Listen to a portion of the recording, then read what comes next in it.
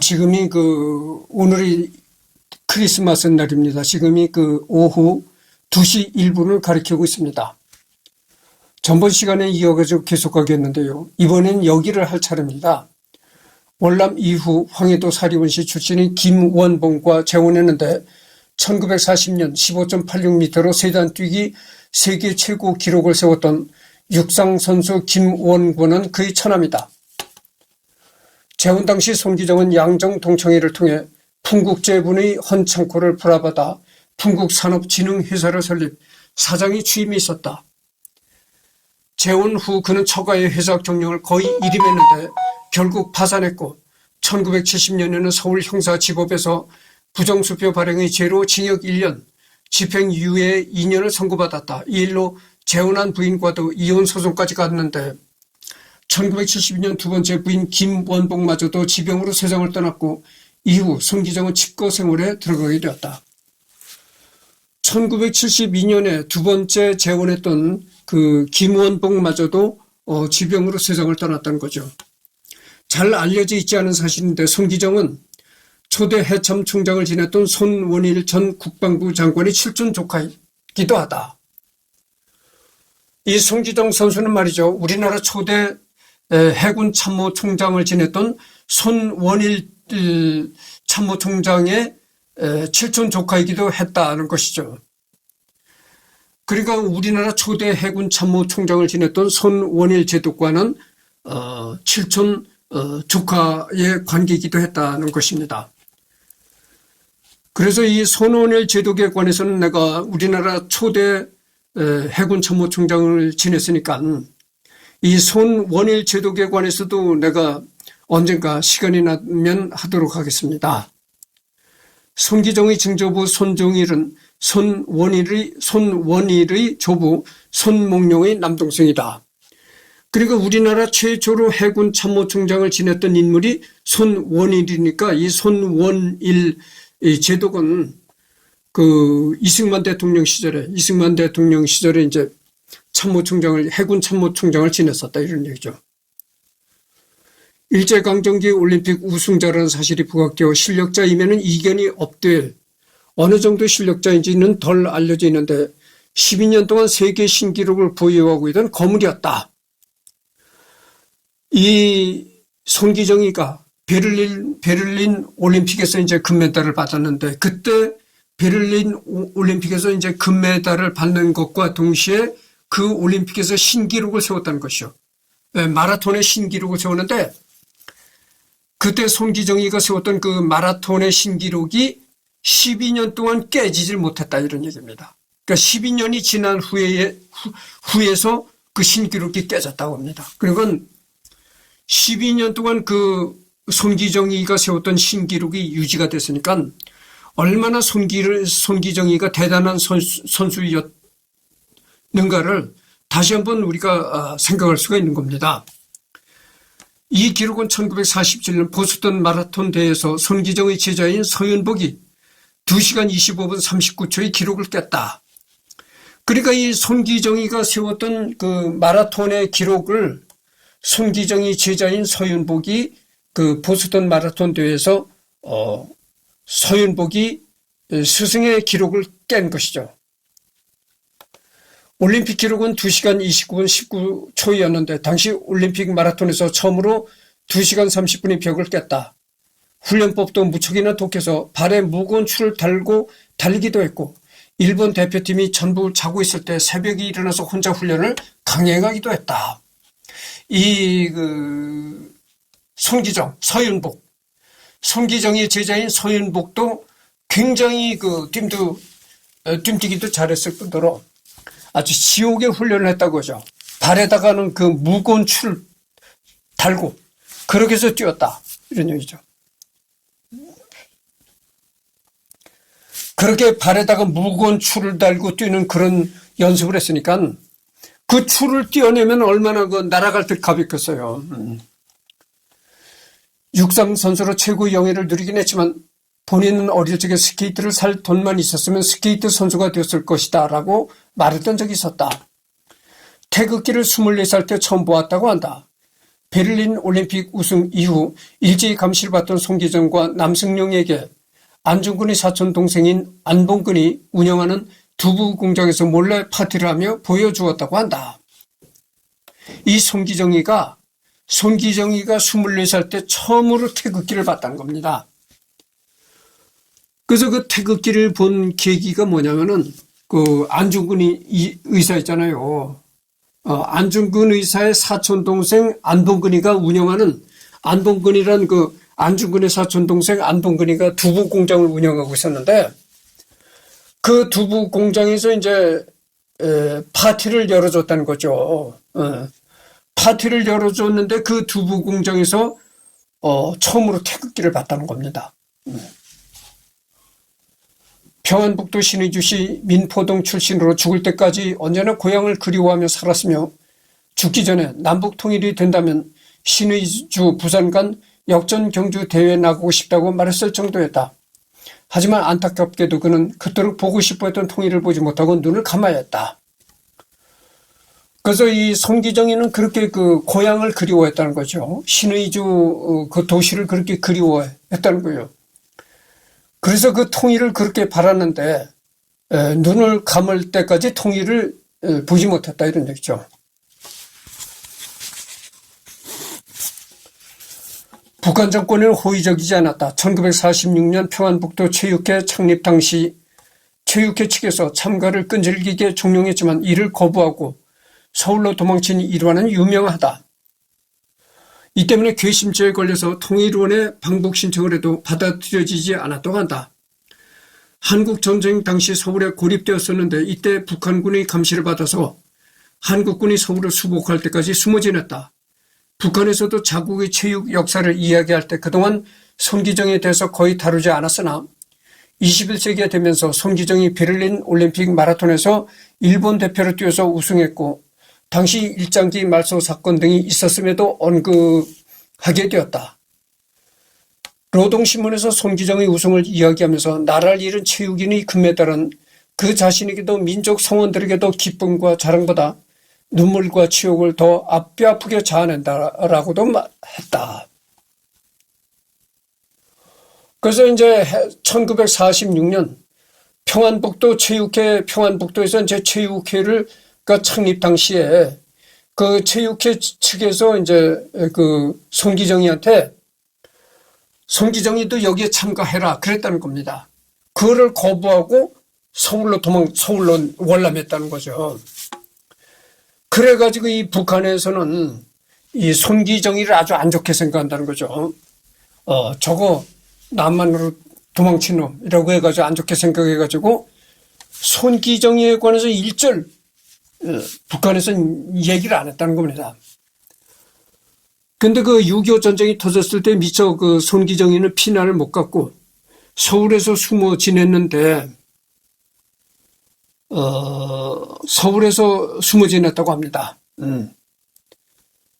그럼에도 그 월북하지 않았대. 대부분 그때 그 피난을 못 갔던 유명 인사들이 대부분 다 인민군한테 끌려서 월북을 했단 말이죠.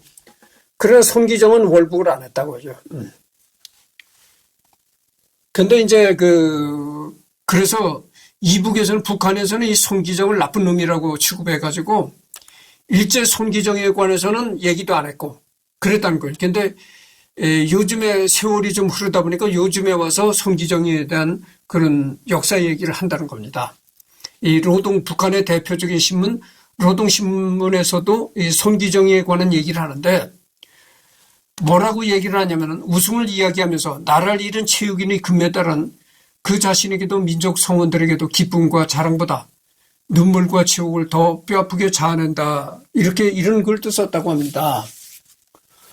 생전에 여기저기서 정치 입문을 많이 권유받았는데 이를 전부 뿌리치고 열악하기 그지없는 한국 스포츠계의 진흥과 후학 양성에 힘썼다. 그래서 오늘날에도 순수한 스포츠 영웅으로 칭송받을 수 있었던 것이다. 그야말로 한국 근대 체육사의 입지적인 인물이라고 할 수 있다. 여러분, 사회적으로 좀 유명하다고 하면 이 정치계에서 자꾸 유혹의 손길을 뻗친단 말이죠. 우리 당에 입당을 해라. 뭐 이렇게 우리 당에 입당을 하시오. 이렇게 섭외가 자꾸 들어온다는 얘기죠. 그때마다 송기정이는 일체 그 유혹을 뿌리쳤다는 겁니다. 나는 절대 정치에는 가담하지 않겠다. 순수하게 스포츠맨으로서만 삶을 끝내겠다. 이제 언제나 이렇게 고집을 부렸다는 겁니다. 손기정이가. 바로 그 점 때문에 손기정이가 죽어서도 영웅으로 남는 원인이 되었다 그런 것이죠. 만약 그때 어느 당에서 유혹의 손길을 뻗칠 때 우리 그 정치계에 들어와라 이렇게 유혹의 손길을 뻗칠 때 그때 정치계에 들어가서 막 국회에서 여러 가지 일을 벌였다면은 결국 손기정은 그 자신의 인생에 오점을 남겼을 것이다. 이런 얘기입니다. 근데 그 난장판 정치판에 싸움판 정치판에 가담을 안 하고 아주 순수한 스포츠맨으로서만 남았기 때문에 오늘날 그 손기정이가 영웅이 되었다 이런 얘기입니다. 그래서 여기 보면 손기정 선수가 정치에 가담하지 않았던 원인에는 여운형의 비극적 죽음도 같이 결부되어 있었다. 여운형은 일장기 말소 사건이 일어난 조선중앙일보의 사장이자 조선체육계의 대부로서 손기정과 인연이 있었는데 손기정이 월남한 후 이 인연으로 여운형을 많이 수행했다고 한다. 그러나 결국 여운형이 암살을 당하면서 손기정이 그의 관을 운구하는 비극적 순간도 함께하게 되었다. 조선중앙일보로는 시인이자 소설가인 심은과도 인연이 있어 3명의 후손들이 81년 만에 만나기도 했다. 이제 손기정 선수가 이렇게 정치권에 그 유혹이 있었는데도 불구하고 정치권에 일절 가담하지 않았던 이유는 여운형을 이 손기정이가 모셨댔다는 거죠. 근데 여운형이가 여운형이도 스포츠맨이었어요. 여운형이가 그때 당시 여운형이의 키가 178인지 그랬단 말이죠. 178이니까 뭐 180이라고 봐야 되겠죠. 키가 180에다가 여운형이가 상당히 체격이 좋았던 사람이죠. 키가 180에다가 체중이 80이 넘었던 사람이거든요. 80kg가. 그 당시 사람으로서는 못 먹고 외소하고 이랬던 사람들이 대부분인데 여운형이 이렇게 체격이 좋았었다 그러죠. 그래서 여운형이 정치인이기도 했지만 여운형이 스포츠도 잘했어요. 그래서 여운형이 스포츠맨이기도 했습니다. 그래서 스포츠맨이기도 했던 여운형이 정치계에 발을 들여놓고 이제 활동을 하면서 결국은 이제 총알에 맞는 그런 비극적인 일까지 당해서 이제 세상을 떠났단 말이죠. 그런 일도 손기정 선수가 보고 그랬기 때문에 손기정이는 더더욱 정치에는 가담하지 않았다 이런 얘기입니다. 성품은 시원시원하고 활달하고 농담도 곧잘 하는 편이었다고 한다. 1992년 바르셀로나 올림픽 마라톤에서 우승한 황영조가 손기정의 성격을 많이 닮았다 이런 얘기입니다. 은퇴 이후에도 꾸준히 달리기를 하여 건강을 유지했기 때문에 거의 한 세기를 살다시피 장수할 수 있었다. 그래서 이 운동선수로서 은퇴한 이후에도 계속 꾸준히 달리기를 했다는 겁니다. 운동을 게을리하지 않았다는 얘기죠. 그래서 이제 이 그림을 보면 이게 손기정입니다. 이게 맨 왼쪽 이게 손기정이고 여러분들 이 동그란 태안경을 쓰고 한복을 입은 사람이 이게 잘 알잖아요. 김구. 그렇습니다.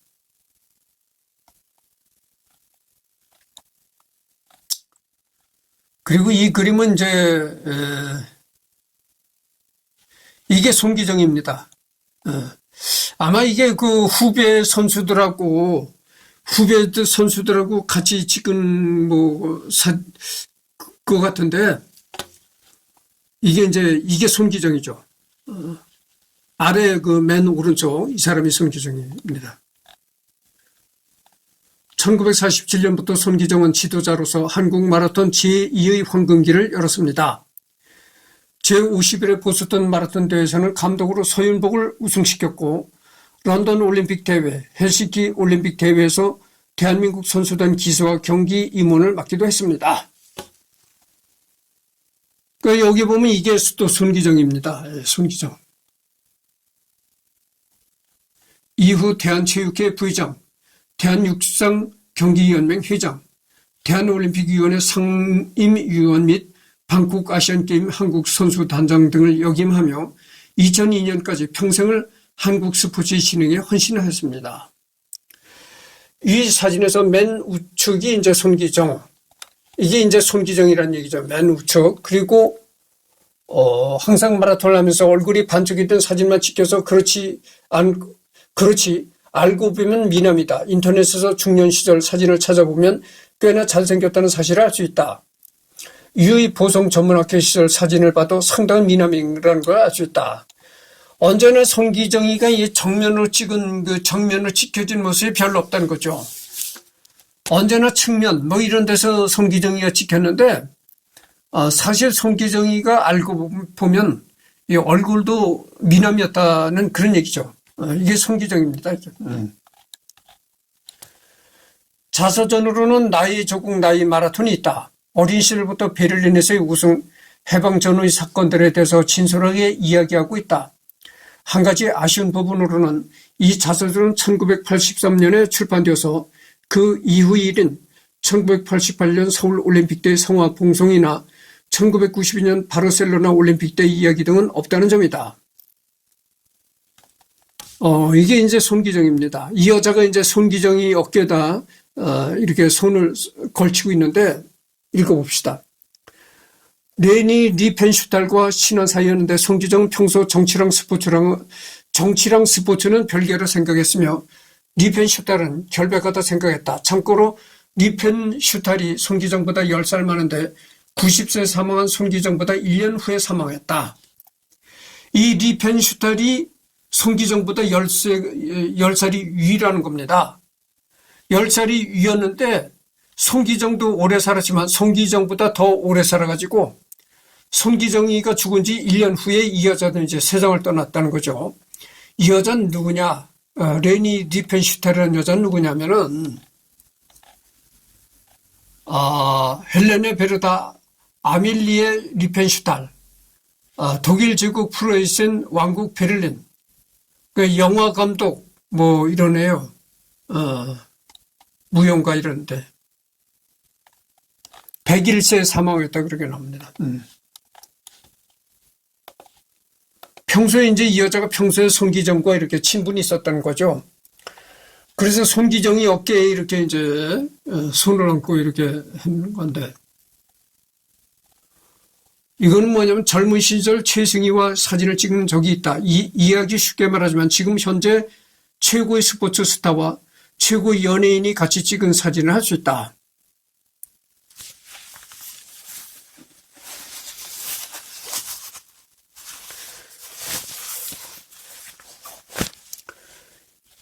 그래서 보면 이 사진에 관한 비하인드 스토리가 있다.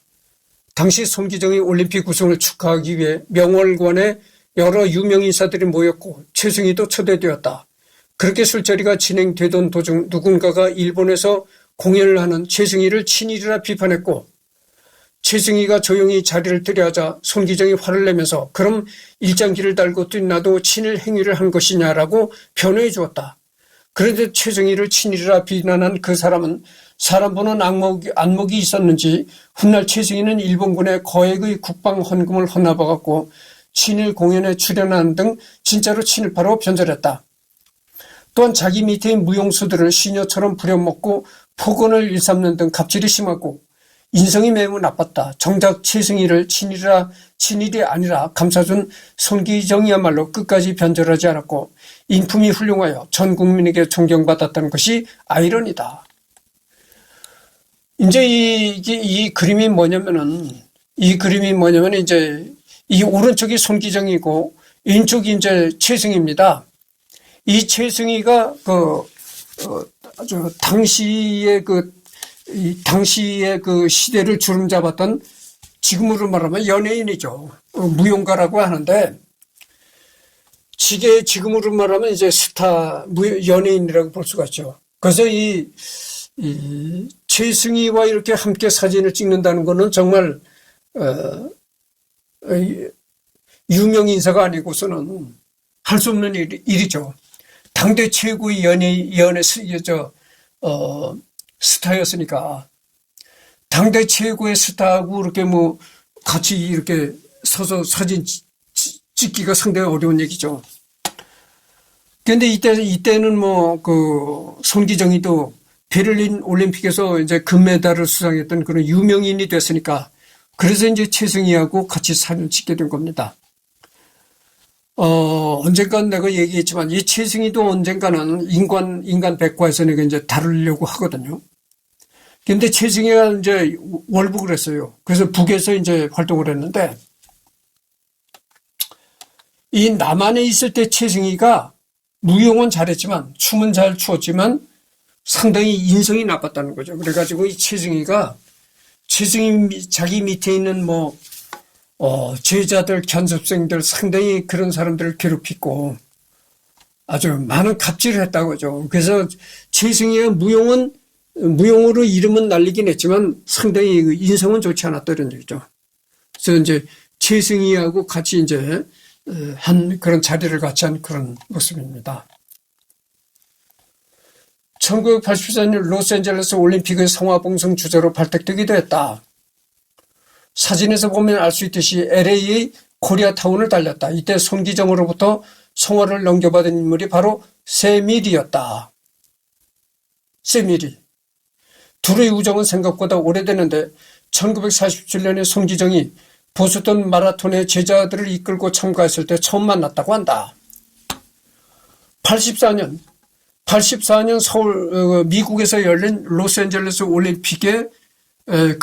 올림픽의 성화봉송 주자로도 이제 채택이 돼 가지고 이때 이제 손기정이가 성화를 들고 가는 모습입니다. 이 손기정으로부터 성화를 넘겨받은 인물이 바로 세밀이라는 거죠. 세밀이. 이 사람이 세밀입니다.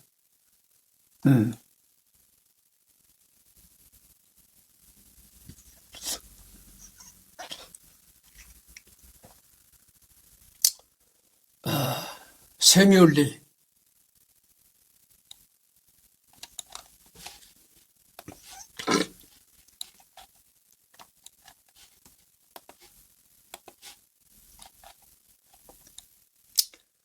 이제 이 발자국 사진이 이 발자국이 그 손기정 그 선수의 발자국이라는 겁니다. 그러니까 발을 이제 발도장을 찍은 거죠. 이게 손기정 선수의 이제 발도장이라는 거죠. 수필가로 유명한 김형석은 손기정 말년이 다음과 같은 일화를 전한다. 100년을 살아보니 42, 44면 아래 최세무사에게서 들었다는 이야기다. 여러분 김형석 교수 잘 아시잖아요. 이분이 그 장수하고 있는 분인데 이분이 현재 나이가 102살인지 103살인지 그렇습니다. 근데 아직도 이제 건강하게 살아 계시다고 하죠. 그래서 이 김용석 교수도 내가 언젠가는 하려고 합니다. 근데 너무나 해줄 사람이 지금 많아서 언제 해들란지 모르겠지만 하여튼 이 양반도 내가 하리라고 생각합니다. 이 양반이 젊었을 때 이 양반도 이제 북에서 월남한 사람인데 북에 있을 당시 이제 김성희를 이제 직접 김성희와 같이 이렇게 지냈던 그런 이제 일을 회상하고 계신 분입니다. 근데 이분이 지금 102살인지 103살인지 그렇게 아주 장수의 대명사라고 내가 얘기를 했잖아요. 근데 이분이 하는 얘기 중에 그런 얘기 했어요. 자기가 이렇게 102살, 103살을 살고 보니까 자기 인생에 언제가 황금기였나를 이렇게 생각해 본다면은 60대, 70대가 인생의 가장 황금기였다. 이렇게 얘기를 하는 겁니다. 그렇다면 이 김영석 교수가 얘기하는 황금기를 나는 살고 있는 거예요. 지금 내가 인생의 최고의 황금기를 내가 살고 있는 겁니다. 60대, 70대. 그래서 나도 그런 얘기가 옳은 것 같아요. 그런 얘기가 왜 옳으냐면은, 조금 얘기가 길어지니까 들어보시오. 그런 얘기가 왜 이제, 옳은 얘기라고 생각이 드냐면은, 20대, 30대는 진짜 괴로웠어요. 왜 괴로웠냐면은, 앞으로 20대, 30대는 앞날이 창창하다고 하지. 앞날이 창창하니까 자꾸 좋은 학교를 가라. 좋은 직장을 해서 출세해라. 자꾸 이렇게 다구치는 소리가 자꾸 들리는 거야.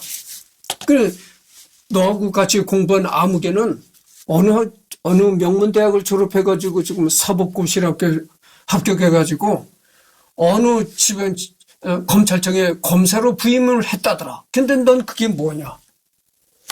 이런 얘기들을 수시로 자꾸 하는 거예요. 어디 취직을 해라. 좋은 데로 취직해라. 지금 현재 나는 취직을 해서 다니는 직장이 있는데도 불구하고 그 직장은 안 좋은 직장이니까 어디 좋은 데로 취직을 해라. 도전을 해라.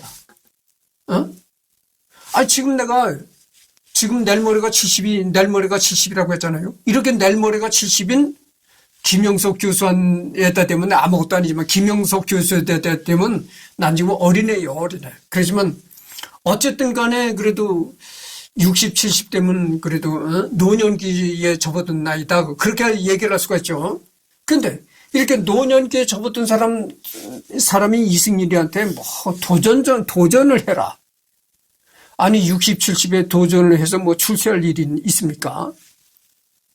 60, 70에 도전을 해서 서울대에 들어가라는 얘기입니까? 아직도 나보고 자꾸 그렇게 독촉하는 사람도 있어요. 도전을 해라. 적재적소에 가야 한다. 등등. 출세를 해라. 자꾸 이렇게 나를 부추기는 사람들이 있어요. 그런데 이제는 내가 60, 70이 되니까 아무리 주변에서 그런 얘기가 들어와도 마음이 상하질 않아요. 내 자신이 이제 그런데 달관을 했다. 달관을 한 나이다, 그죠. 그런데 20대, 30대는 그게 그냥 다 화살로 박혔다, 그죠. 너하고 같이 공부한 아무개는 명문대학을 나와가지고 사법고시 합격해가지고 어느 검찰청에 검사로 발령을 받았다더라. 근데 넌 그게 뭐냐. 이게 다가 빗으로 박히는 겁니다. 그래서 이렇게 내가 뒤돌아보면 20, 30대가 상당히 내가 괴로운 시절을 보냈어요. 근데 지금은 그때보단 훨씬 그런 얘기가 사라졌다고 하죠. 그래서 김영석 교수님이 그런 얘기를 하지 않았을까 이런 생각이 듭니다. 그런 측면도 있으라고 생각해요. 그래서 이 김영석 교수님이 뭐라고 했냐면은 그런 얘기를 한 거예요. 인생의 최고 황금기가 어땠느냐 이렇게 자기 과거를 생각해 보면 60대, 70대가 인생의 최고 황금기였다 이런 얘기를 이 김영석 교수가 하는 거예요. 그렇다는 걸 말씀드립니다. 그래서 언젠가는 이 김영석 교수도 내가 다뤄보려고 합니다. 손기정, 최 선생 바쁘지 않으면 나를 좀 도와줄 수 있겠어? 내가 요사이 어디서 상을 받은 것이 있는데 상금도 생겼다고. 그래서 공짜로 생긴 돈이니까 세금을 먼저 내고 써야겠다는 생각이 들어서 찾아왔는데 좀 도와주었으면 좋겠어. 최 세무사, 선생님은 연세도 높고 직업이 있는 것도 아니니까 신고하시지 않아도 괜찮습니다. 손기정, 그럴 수는 없지. 내가 지금까지 한평생 얼마나 많은 혜택을 국가로부터 받았고 살았는데 세금을 먼저 내야지. 내가 이제 나라를 위해 도움을 줄 것은 아무것도 없지 않아? 이게 마지막이 될지도 모르는데. 손기정, 세무사가 계산해 준 내역을 보고서 그것밖에 안 되나? 그렇게 적은 돈이면 내나 마나지. 좀 더 많이 내는 방법으로 바꿀 수는 없나? 손기정, 세무사가 법적으로 가장 많이 낼 수 있는 방법으로 다시 계산해 줘야 됐어. 그만큼 내야지. 그래야 마음이 편하지. 이렇게 손기정이가 돈이 생겼다고 이제 최시성을 가진 세무사를 찾아갔다는 겁니다. 이 세금 문제가 상당히 복잡하고 까다로워요. 그래서 이 세금 상담을 하려면 반드시 전문가와 같이 앉아서 상담을 해야 되는 겁니다. 그 세금 문제가 상당히 까다롭거든요. 그래서 이 세무사를 찾아가서 세금 상담을 했는데 그 세무사가 그러더랍니다. 이 손기정 선생님은 이제 연세도 많으시고 모든 일에서 이제 은퇴를 하셨으니까 세금을 안 내셔도 됩니다. 그러더라고요. 법적으로도 그게 충분히 가능하다 그죠. 그러니까 이제 손기정 선수가 나는 국가로부터 혜택을 많이 받은 사람이요. 그래서 세금을 내고 싶소. 그러니까 이제 세무사가 세금을 계산해서 주더라 이거야. 이 액수만 내면 됩니다. 그러니까 보니까 액수가 상당히 적다. 이것뿐이 안 되는 거예요. 좀 더 많이 계산해 줄 수는 없어. 내가 원래 국가로부터 은혜를 많이 받은 사람이어서 그렇소. 이러니까 이렇게 얘기를 하니까 세무사가 조금 더 많은 액수를 이제 계산해서 주더라 이런 얘기죠. 그걸 보더니 이제 됐어 이러더라는 거예요. 참 이게 본받을 만한 얘기죠. 그래서 사람이 내가 하고 싶은 얘기는 겁니다. 베를린에서 아무리 이렇게 우승을 해서 금메달을 땄다 하더라도 그 이후에 손기정의 삶이 참 나쁘게 살았더라면은 베를린 올림픽에서 금메달리스트라는 그런 이름이 상당히 빛을 발하지 못했겠죠. 그런데 그 베를린 올림픽에서 금메달을 받은 이후로도 손기정이는 언제나 이렇게 모범적이고 남한테 귀감이 될 수 있는 행동을 했다. 그러니까 손기정이라는 인물이 더욱더 빛나는 겁니다. 이거는 뭐냐면은 1988년 삼성그룹의 광고에 출연했다. 그 당시에는 IMF 구제금융 위기가 시작된 직후라 나라의 분위기가 많이 침체되어 있던 시기였는데 이 광고에서 날 없이 뛰었어도 기백은 살아있었어. 여기서 주저앉아서 되겠어? 이 몸이라도 다시 뛰고 싶은데 해봅시다. 우리가 누굽니까? 라는 손기정의 외침은 국민들이 마음에 큰 울림을 줬다. 이때 이제 광고에 나왔던 손기정 옹인데 이 광고에 나와서 뭐라고 했냐면은 나라 없이 뛰었어도 기백은 살아있었어. 자기가 나라 없이 일본 국기를 달고 뛰었어도 기백은 살아있었다. 그거죠. 여기서 주저앉았어야 되겠어. 이 늙은 몸이라도 다시 뛰고 싶은데 해봅시다. 우리가 누굽니까? 용기를 내서 우리가 누굽니까? 다시 우리가 용기를 내서 뜁시다. 이런 광고를 IMF 때 IMF를 이기자는 그런 의미에서 이런 광고를 했다는 거죠. NHK 대하 드라마 시리즈 58번째 드라마 이다텐 도쿄올림픽 이야기가 3부작 47편 정도가 제작된다고 한다. 시대 배경이 스톡홀름, 베를린, 도쿄올림픽 중에서 2부에 해당하는 1936년 베를린 올림픽이 주요 배경인데 과연 손기정 옹이 어떤 모습으로 묘사될지 궁금한 상황이다. 다름 아닌 손기정 옹이 금메달 리스트이기 때문에 반드시 거론되어야 할 인물이기 때문이다. 앞서 언급된 드라마 이다텐의 2019년 9월 8일 방영분에서는 1940 도쿄올림픽 개최를 위해 카노 지고로가 IOC 위원장을 도쿄로 초대하여 주 경기장에서 얘기를 나눌 때 두 명이 마라톤 연습을 하는 중이었는데 IOC 위원장이 카나쿠리 시조로 착각하자 당시 수영부 총감독이자 기자였던 타바타 마사지가 저 선수는 손기태희와 난소류로 조선에서 왔으며 열심히 훈련 중이다라고 언급하며 두 선수의 모습이 앞모습 잠깐 뒷모습이 나온다. 전번 시간에도 내가 얘기했지만 일본 사람들은 말이죠. 이 이응자 발음을 제대로 못합니다. 그래서 이제 손기정, 정이라는 그거를 제대로 발음을 못하고 손기태희, 그다음에 난소류동 이렇게 했다는 거죠. 그리고 2019년 9월 그래서 이렇게 이응자 발음을 제대로 못하는 면도 있고 또 일본 사람들이 영어를 하는 거 보면은 상당히 발음이 안 좋습니다. 그래서 그 일본 말이 상당히 참 미흡한 점이 많아요. 자꾸 일본 말하던 일본인들은 발음을 못하는 게 많습니다. 그래서 그 일본 사람들이 하는 영어는 참 엄청난 막말로 개판 영어가 되는 거죠, 이제.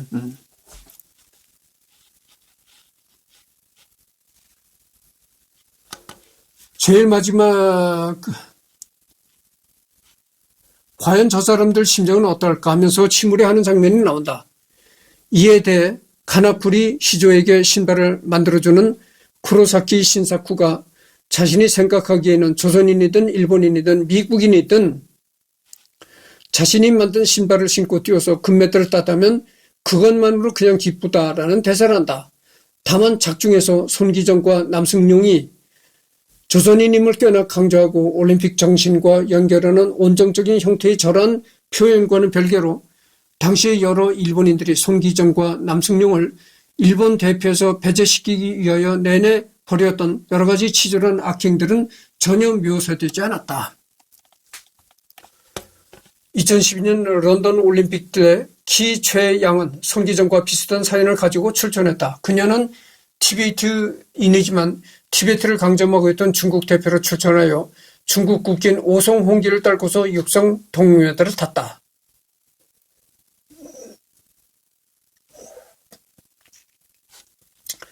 (2019년 4월 17일에) 손기정의 일생을 일본어로 기록한 평전이 일본에서 출간되었다.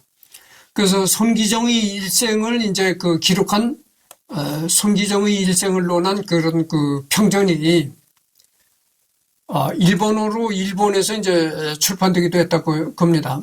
2020년 도쿄 올림픽을 앞두고 그의 생애를 그린 연극이 상영되었다. 그래서 2020년 도쿄 올림픽을 앞두고 손기정의 생애를 그린 연극이 이제 상영되기도 했다 그런 것이죠. 그러니까 일본에서도 이 손기정이라는 사람은 비록 조선 사람이긴 했지만 그래도 어쨌든 일장기를 달고 독일 올림픽에서 이제 금메달을 받았던 사람이니까 그래서 일본에서도 이제 손기정에 관한 여러 가지 평전도 이제 발간이 되고 그랬다는 거죠. 현재 IOC 홈페이지에서의 소개문과 양력에는 당시 세운 기록과 함께 일본의 강요로 일본식 이름 표기를 사용한 것, 일장기 말소 사건 독립 이후 공식 대회 기수와 성화 봉송자로 참여한 기록을 모두 기록하고 있다. 2020 도쿄 올림픽을 앞두고 일본 올림픽 박물관에서 손기정을 일본 최초의 올림픽 마라톤 금메달리스트로 소개했다. 문제는 이에 대해 손기정 재단과는 사전에 아무런 논의가 없었다. 당시에는 국적이 일본이었으며 엄연히 일본이 메달로 집계되어서 한국 측에서 이걸 제지할 명분은 없다. 하지만 금메달을 따고도 융숭한 대접은커녕 조선인이라는 이유로 차별과 핍박을 가했으며 손기정 선수가 별세했을 때도 조문조차 오지 않았다. 그럼에도 불구하고 어릴 때만 자국의 역사적인 인물이었다고 이럴 때만 자국의 역사적인 인물이었다고 은근슬쩍 끼워 넣으니 이중적으로 비춰질 여지가 다분하다. 축구선수 조원희가 손기정의 젊은 시절 외모와 닮았다는 이야기가 있다. 대한체육회 대한민국 스포츠 영웅에 선정되었다. 그래서 손기정이가 2011년 대한체육회에서 선정한 대한민국 스포츠 영웅으로 선정이 되었다는 얘기죠. 그래서 이제 이것이 이제 고대 그리스 청동 투구입니다. 청동으로 만든 투구인데, 손기정이 기증한 고대 그리스 청동 투구. 손기정옹이 갖고 있던 이제 고대 그리스 청동 투구를 이제 기증했다고 하죠. 1936년 베를린 올림픽의 마라톤 우승의 부상으로 그리스의 한 신문사가 손기정에게 고대 그리스 청동 투구를 주려했으나 당시 IOC 규정이 메달 이외의 부상을 수여할 수 없는 걸로 바뀐 바람에 받지 못했다. 게다가 일본조차 식민지 청년이 더 유명해지는 걸 원치 않아서 거절했다. 그래서 독일 박물관에 보관하다가 그리스 언론사의 추천을 받아 인수를 시도한 지 10년이 지난 1986년 베를린 올림픽 50주년을 기념해서 손기정 선수 본인이 인수했다. 이후 손기정 옹은 집에서 이 투구를 보관하다가 1994년 대한민국에 기증했다. 이 투구는 현재 대한민국 보물 904호로 지정되어 국립중앙박물관에 전시되어 있다. 자세한 것은 고대 그리스 청동 투구. 그래서 이제 손기정 옹이 그리스로부터 받은 이 고대 그리스 청동 투구를 집안에 보관하고 있다가 국립박물관에 이제 기증을 했다는 거죠. 그래서 현재는 이제 국립중앙박물관에 보관이 되어 있다는 겁니다. 이게 고대, 아주 옛날 그리스의 이 청동 투구라는 거죠. 겁니다.